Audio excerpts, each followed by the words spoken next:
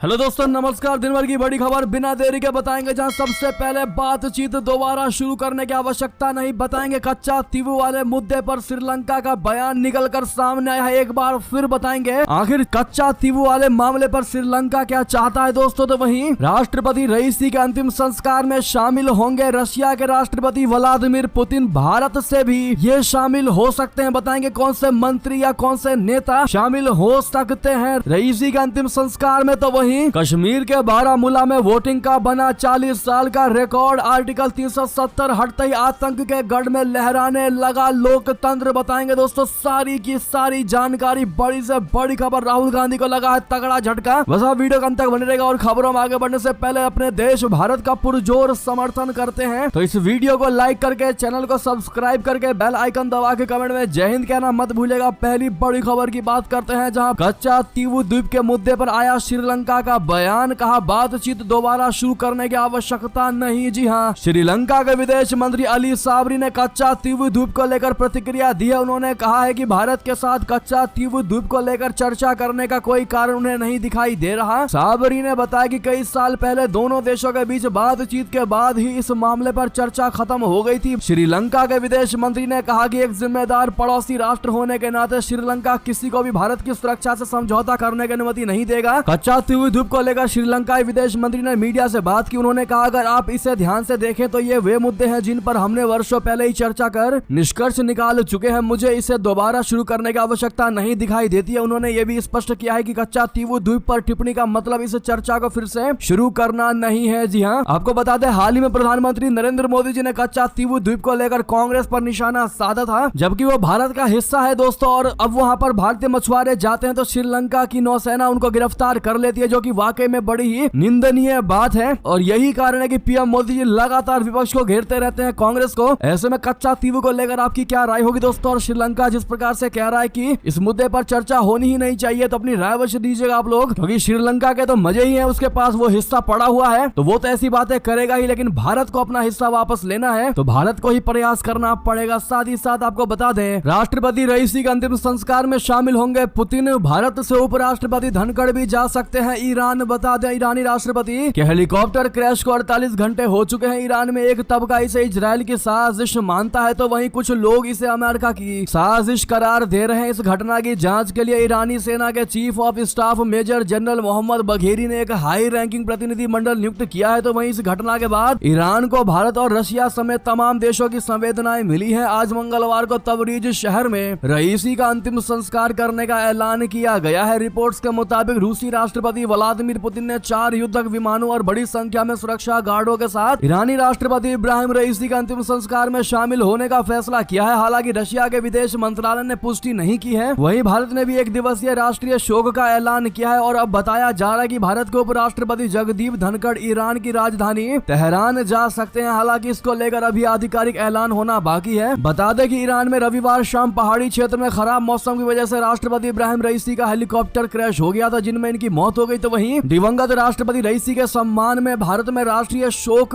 1 दिन का रखा गया है, यानी आज भारत में राष्ट्रीय शोक मनाया जा रहा है। राष्ट्रपति भवन पर आधा झुका तिरंगा। जी हाँ दोस्तों, बता दें इन नेताओं की अचानक मौत भारत के लिए भी बहुत बड़ा नुकसान है। भारत में आज राष्ट्रीय शोक मनाया जा रहा है। देश भर के सभी सरकारी इमारतों पर राष्ट्रीय ध्वज आधा झुका रहेगा। राष्ट्रपति भवन में तिरंगा आधा झुका नजर आया। जी हाँ, आप भी देख पा रहे होंगे। ऐसे में आपको यह भी बता दें कि मौत से चंद दिनों पहले भारत को बहुत बड़ा तोहफा दे गए थे ईरान के राष्ट्रपति रईसी। खोद गए चीन के लिए बहुत बड़ी खाई। आपको बता दें ईरानी राष्ट्रपति इब्राहिम रईसी मौत से चंद दिन पहले भारत को एक ऐसा तोहफा देकर गए हैं जो हमेशा उनकी याद दिलाता रहेगा। राष्ट्रपति रईसी को भारत और ईरान के बीच मजबूत होते रिश्तों की अहम कड़ी माना जाता है। इसी महीने उन्होंने भारत को चाबहार पोर्ट के रूप में बड़ा तोहफा दिया था। इस डील के तहत भारत ईरान के चाबहार में शाहिद बेहशती बंदरगाह टर्मिनल का मैनेजमेंट देखेगा। इस डील के जरिए भारत को मिडल ईस्ट देशों के साथ व्यापार बढ़ाने का मौका मिलेगा और ये डील 10 सालों तक वैलिड रहेगी। लोकसभा चुनाव के बीच केंद्रीय मंत्री सर्बानंद सोनोवाल ईरान की राजधानी तेहरान गए और डील साइन की। उन्हें जाने के लिए इलेक्शन कमीशन से परमिशन लेनी पड़ी, जिससे पता चलता है कि ये डील भारत के लिए कितनी अहम है। पोर्ट के लिए भारत $12 करोड़ का निवेश करेगा, जबकि इंफ्रास्ट्रक्चर अपग्रेडेशन के लिए $25 करोड़ अलग से खर्च किए जाएंगे। इस तरह डील पर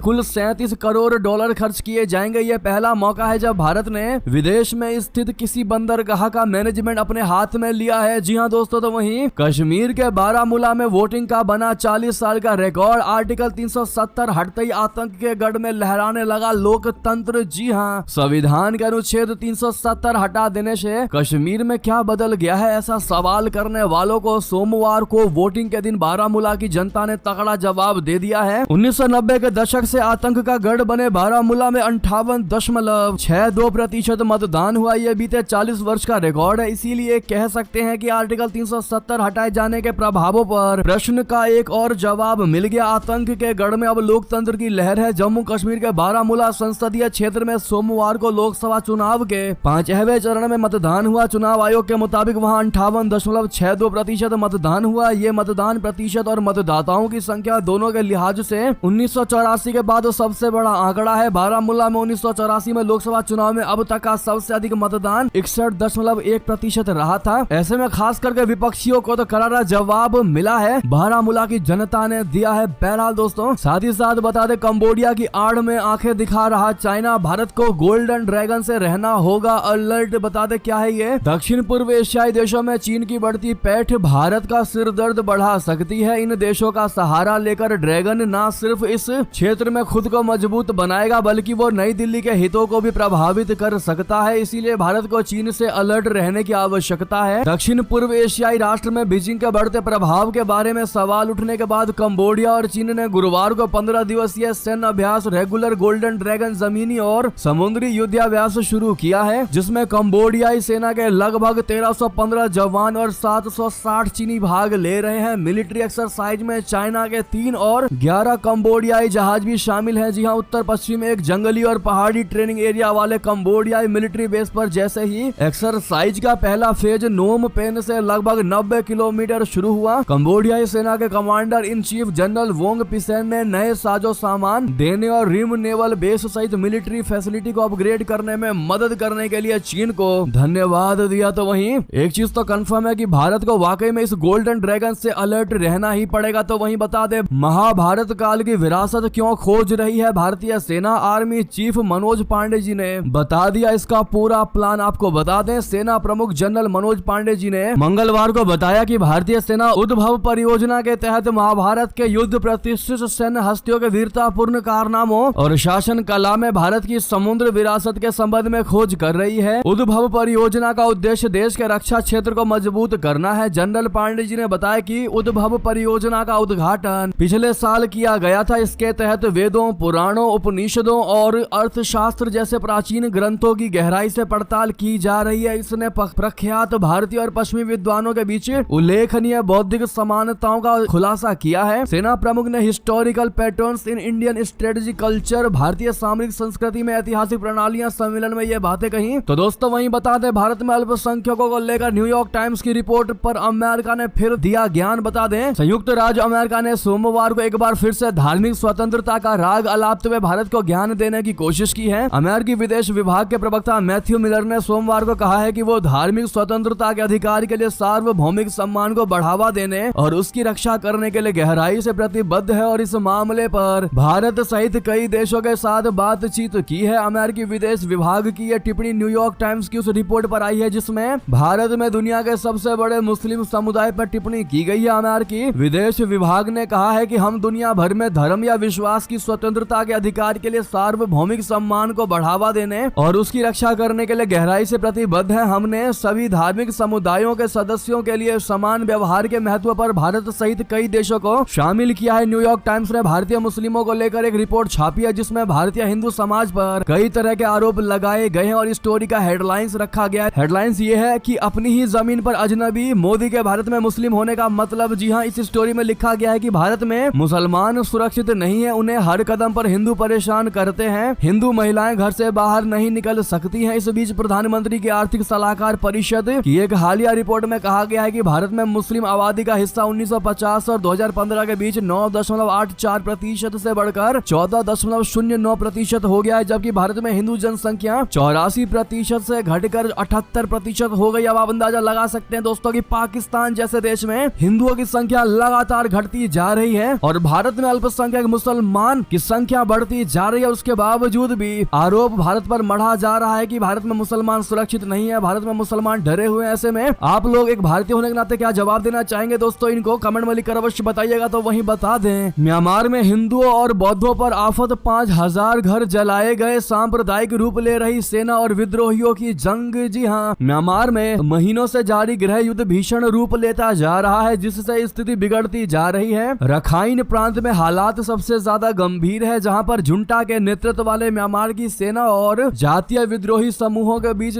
भीषण जंग छिड़ गई है। सैन्य संघर्ष अब सांप्रदायिक तनाव में बदल गया है, जिसका खामियाजा इलाके में रह रहे समुदायों के लोगों को भुगतना पड़ रहा है। न्यू इंडियन एक्सप्रेस की रिपोर्ट के अनुसार बुथी दोंग में बौद्धों और हिंदुओं के लगभग 5000 घरों को जला दिया गया है। बांग्लादेश की सीमा से सिर्फ 25 किलोमीटर दूर स्थित इन 5000 घरों को सिर्फ इसलिए आग के हवाले किया गया क्योंकि वे बौद्धों और हिंदुओं के थे। जी हाँ, रिपोर्ट में कहा गया है कि संघर्ष के चलते ज्यादातर लोग पहले ही इलाका छोड़कर सुरक्षित क्षेत्रों में भाग गए थे। इसके चलते कई घर खाली थे, लेकिन कुछ लोग अभी भी वहां रह रहे हैं और उनके सामने ही घरों को लूटा गया और फिर जलाया गया। तो वहीं बता दें, नेपाल ने यूं ही नहीं भड़काया भारत के साथ नक्शा विवाद। पीएम प्रचंड की नापाक चाल, क्या है ओली कनेक्शन बता दें। भारत और नेपाल के बीच एक बार फिर से नक्शा विवाद भड़कता दिखाई दे रहा है। नेपाल की सरकार ने अपने नए नोट पर देश के विवादित नक्शे को छापने का फैसला किया है। इस नक्शे में काला पानी, लिम्पियाधुरा, लिपुलेख जैसे भारत के कई इलाकों को नेपाल का हिस्सा बताया गया है। इस ऐलान के बाद जहां भारत में तीखी प्रतिक्रिया हुई, वहीं नेपाल में भी इसके खिलाफ आवाजें तेज हो गई। नेपाल के राष्ट्रपति के आर्थिक सलाहकार चिरंजीवी नेपाल ने विवादित नक्शे को छापने को गलत कदम बताया। इसके बाद वामपंथियों के दबाव में आकर नेपाल की सरकार ने चिरंजीवी को पद छोड़ने के लिए मजबूर कर दिया। नेपाल ने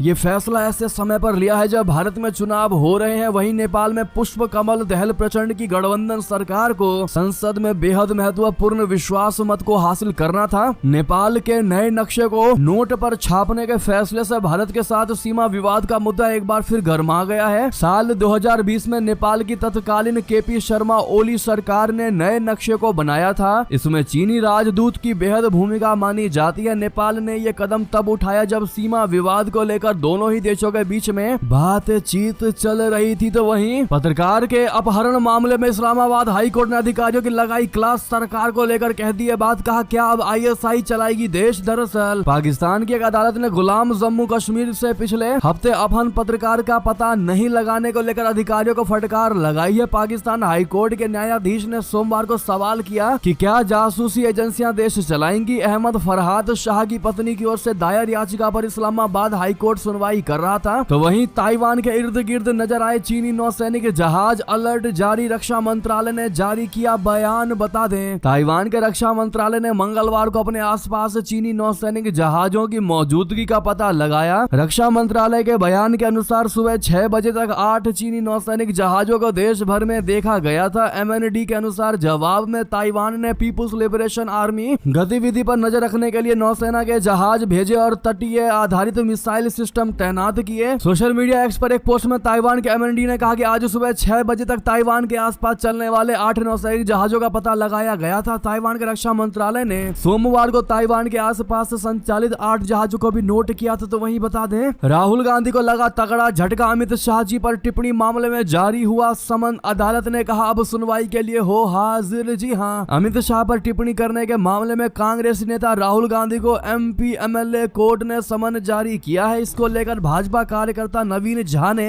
रांची सिविल कोर्ट में शिकायत वाद दर्ज करवाई थी। राहुल गांधी ने कहा था कि भाजपा में एक हत्या का आरोपित अध्यक्ष बन सकता है, लेकिन कांग्रेस में ऐसा नहीं हो सकता। इसी मामले में राहुल गांधी के खिलाफ मुकदमा दर्ज कराया गया है, जिसमें अदालत में उन्हें कोर्ट में उपस्थित होने के लिए समन जारी किया है। नवीन की याचिका में कहा गया है कि राहुल गांधी के बयान से उन्हें ठेस पहुंची और साथ में पार्टी की छवि भी खराब हुई है, इसलिए शिकायत वाद दायर किया गया है। तो वहीं बता दें, मोतिहारी में इंडी गठबंधन पर बरसे पीएम मोदी जी, कहा ऐसी करारी हार होगी इनकी, पूरी तरह ध्वस्त हो जाएगा। जी हां, बिहार के मोतिहारी में चुनावी जनसभा करते हुए प्रधानमंत्री नरेंद्र मोदी जी ने कहा कि चंपारण की ये धरती प्रेरणा की धरती है। आपको ये स्नेह, उत्साह, आशीर्वाद ये दिखाई दे रहा है कि छठे और 7वें चरण में देश में क्या होने वाला है। कल ही 5 चरण का चुनाव पूरा हुआ है। पहले चरण में इंडी गठबंधन पस्त हो गया था, इसके बाद के चरणों में इंडी गठबंधन ध्वस्त हुआ। अब कल जो 5वां चरण हुआ उसमें इंडी गठबंधन पूरी तरह परास्त हो चुका है। खुद को जनता का माए बाप समझने वाले इन्हें जनता ऐसी करारी हार देगी कि दुनिया देखती रह जाएगी। मोदी जी ने कहा कि 21वीं सदी का भारत इंडी गठबंधन के पापों के साथ आगे नहीं बढ़ सकता है, इसीलिए हर चुनाव में कांग्रेस आरजेडी जैसे दलों पर जनता जोर का प्रहार कर रही है। तो वहीं बहुत बड़ी खबर बता दें, इस बार कितनी सीटें जीत रही है भारतीय जनता पार्टी। प्रशांत किशोर की भविष्यवाणी से इंडिया गठबंधन को होगी टेंशन। बता दें, देश में जारी लोकसभा चुनाव के बीच कई तरह के कयास लगाए जा रहे हैं कि कौन जीतेगा या किस पार्टी को कितनी सीटें मिलेंगी। इस बीच राजनीतिक रणनीतिकार प्रशांत किशोर ने मंगलवार को कुछ ऐसा दावा किया जो केंद्र की सत्ताधारी भारतीय जनता पार्टी को खुश कर सकती है। प्रशांत किशोर ने कहा कि केंद्र की राजनीति में हैट्रिक लगाने की कोशिश कर रही भाजपा सरकार को लेकर ना तो कोई खास असंतोष है और ना ही किसी दूसरे विकल्प की कोई मांग हो रही है। एनडीटीवी के साथ एक इंटरव्यू में जन स्वराज पार्टी प्रमुख ने यह भी कहा कि प्रधानमंत्री नरेंद्र मोदी 2024 के लोकसभा चुनाव में भाजपा को एक और जीत दिला सकते हैं। उन्होंने अनुमान लगाते हुए कहा कि भगवा पार्टी की सीटों की संख्या 2019 की 303 सीटों के करीब या उससे भी अधिक हो सकती है। तो वहीं बता दें, राजा भैया की एंट्री से आगमन से बढ़ी बीजेपी की टेंशन। मिर्जापुर में एनडीए प्रत्याशी के खिलाफ कर सकते हैं चुनाव प्रचार। बता दें, अभी 2 चरणों का चुनाव बाकी है। जनपद में अंतिम चरण में 1 जून को वोट डाले जाएंगे। इससे पहले ही जनता जनसत्ता दल लोकतांत्रिक के नेता और कुंडा से विधायक